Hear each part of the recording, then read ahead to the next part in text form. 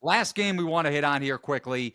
Baylor at Arizona, the 25th ranked Baylor Bears in the latest AP Top 25 at the Wildcats. Arizona bouncing back from a 7-5 non-conference record, struggling, but due for regression. They've gotten it in Big 12 play so far. Didn't cover against UCF, but won the game outright over the weekend at the McHale Center. 11 p.m. Eastern Time tip. So late one for you out on the East Coast, Justin. ESPN has the broadcast. FanDuel has the line of Arizona -5.5. Oh, Vig in Baylor's direction. What say you? give me the points. Give me the points, Eli. Yeah, no, Baylor is the team that lost that throne to Louisville this year. This week. Sorry, not this year. But for the top team in the country, that would be on shot quality. And I like this Baylor Bears team a lot. They've been pretty good to me. I've seen them play. They develop good shots.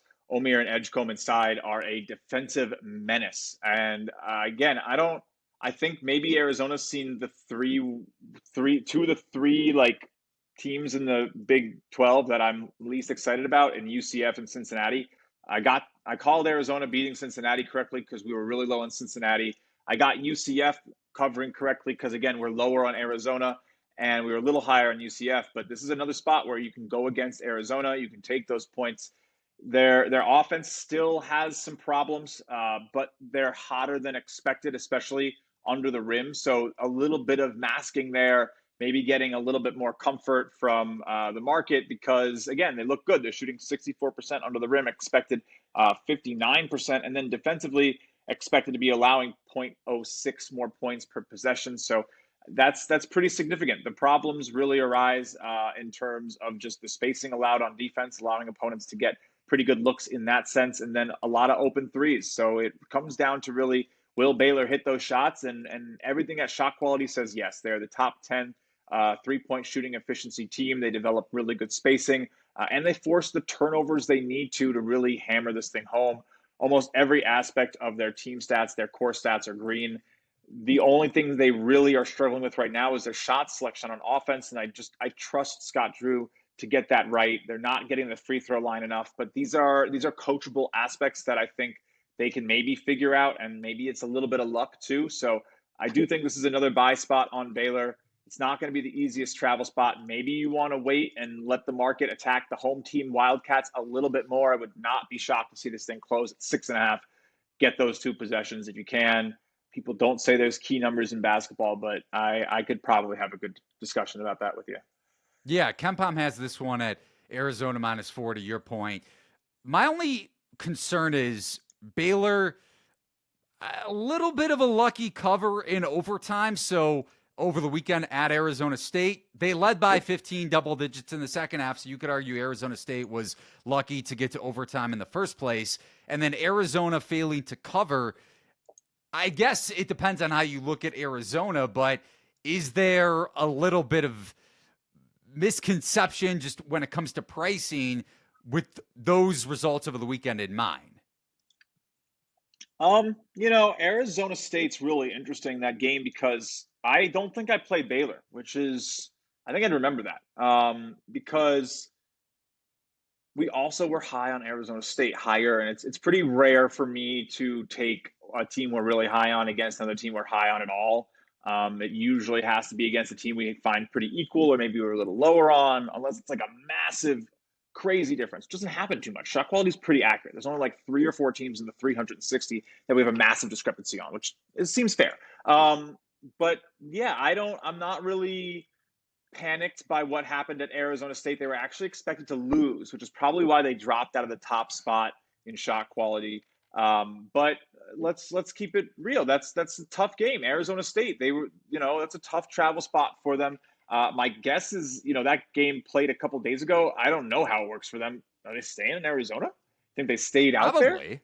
Probably. That's a pretty interesting advantage considering that they were out there on the 11th only a couple nights. It would make no sense to go back to Texas to get rest and then maybe it's a short flight, but I don't think they would bother. That might help. A crazy cover there in an overtime for Baylor off the win against Cincy, but that was a good win. We expected them to beat Iowa State at Iowa State. Like there's a reason this team is so high up. They are developing good shots. They got very unlucky in that game. I don't think Arizona is nearly the defensive behemoth, especially in their own home, right? Like the Cyclones turn into like the monsoon seasons when they're on their own floor, but Arizona definitely can fall apart. We've seen it from the program time and time again. I just think I give Baylor that little programmatic edge to get in there, travel well, execute, good defense, good shot selection, and 9 times out of 10, I think that outperforms expectations more than whatever Arizona's been doing. Give me Scott Drew and the Wolverine VJ Edgecombe on the road, plus hopefully 6.5 if it gets there.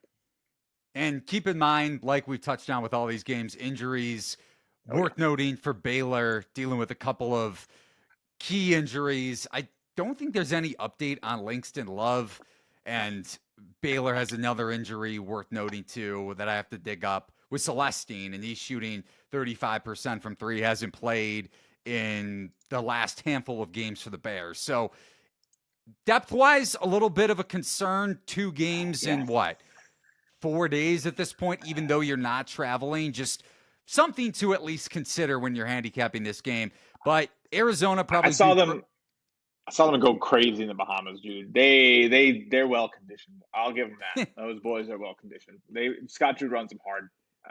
That's not a concern with me. And also, how much is a college basketball player truly worth, unless it's like one of the top 30 players in the nation, top 50 players in the nation, or like maybe like the most important guard to a team and no good distributor backup or something like that. And we even saw like Penn State, Oregon, they were missing their lead guard. It didn't even matter. Like they covered. Like college basketball's crazy. The Ewing theory runs rampant. Honestly, someone tells me, oh, this player's out for Penn State, I literally go, you should probably bet Penn State, huh? It's just it's so like sometimes just stop being stupid. Like the market's probably going to go rush and overthink it.